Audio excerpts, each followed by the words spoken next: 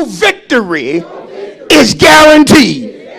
Now, because some of us live a lifestyle of trusting God, we are not surprised when we get the victory. We are never caught off guard when God blesses us, promotes us, sends us better, does for us the good measure, the press, the shaking, and the running.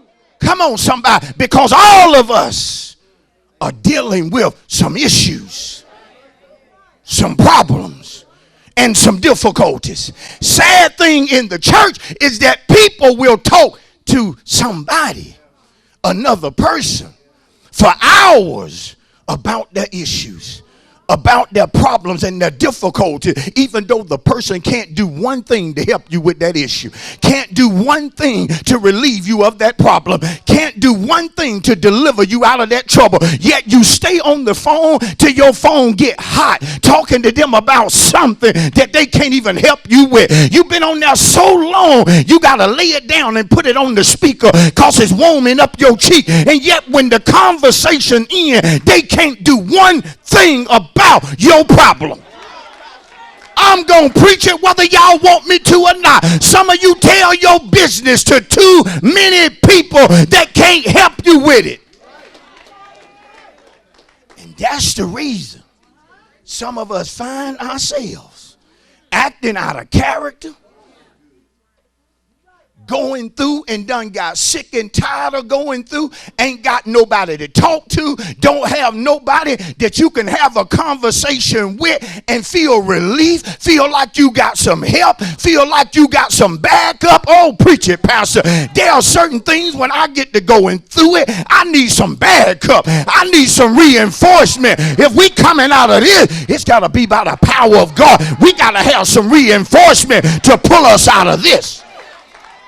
Some of you are going through things that folk can hook a truck up to you and it won't be able to pull you out. I'm talking about a F-150, 250, and 350. It ain't going to be powerful enough to pull you out of there. And yeah, I got your Chevrolet too. I got your Denali too. I got your Dodge Ram with the Hemi too. You can hook it up, but it can't pull you out of there. Some of us going through stuff that is going to take God to pull you out of that. Oh, I wish you'd jump on your feet and run the 3-4. Tell me it's going to take God to pull you out of that one. Anybody ever had God pull you out of something that you couldn't pull yourself out of? If he's ever done it, shout, talk to God about it. Shout, talk to God about it. Before you quit, before you give up, before you go back to doing talk to who about it? Be seated as you be and seated. Tell 2 more folks, talk to God about it, talk to God about it, talk to God about it. Don't meet with your supervisor, talk to God about it.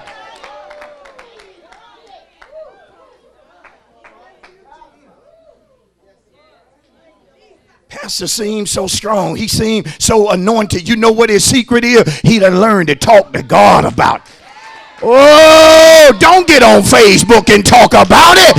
Get in the book and talk about it. Bury your face in the book. Talk to God about it. Anybody happy this morning? See, I done had to talk to him because I was on the edge. Y'all don't know nothing about being on the edge.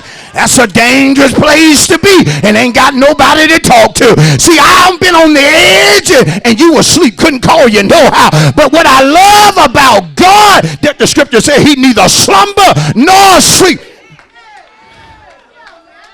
Somebody on the edge this morning, you gonna have to talk to God about what's pushing you to the cliff. And some things just don't push you to the cliff. They keep pushing until they push you over. And if you don't talk to God about those issues, it's going to push you over the edge. Not me, Pastor. I said I know you said a lot of stuff, sister. But when you on the edge, and ain't got the right person to talk to. Can I break it down? About issues. I've had issues that I couldn't talk to my wife about. I know she loved me. I know she would listen.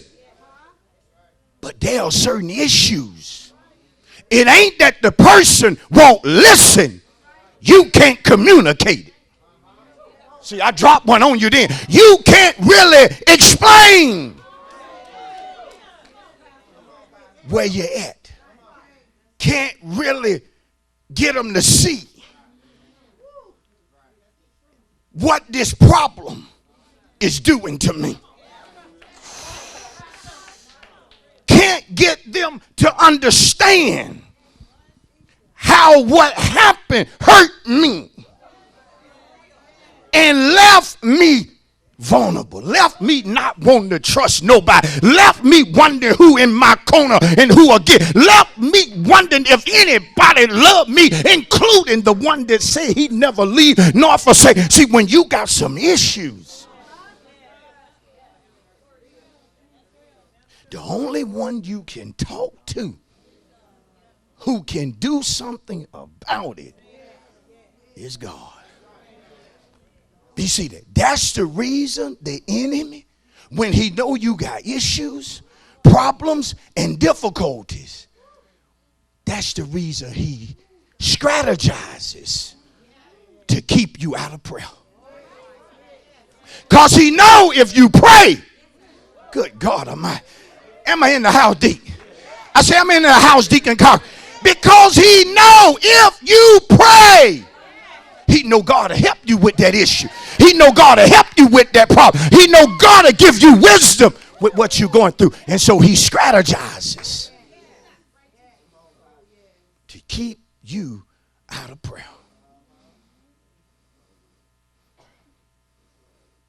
So that you don't get to talk to the one that you really need to talk to. Woo, hey. But if we love God the way we say we love him, we couldn't go a day without talking to him. Come on. Because love has a way of making you want to talk to somebody that you love and you know love you. Woo! Hey! Even sometimes it take everything you got not to put on a person what you don't need to put on him or her. It's just that you love them and they love you so much. And so if you ain't careful, this is the problem. When folks say they love God but never talk to him.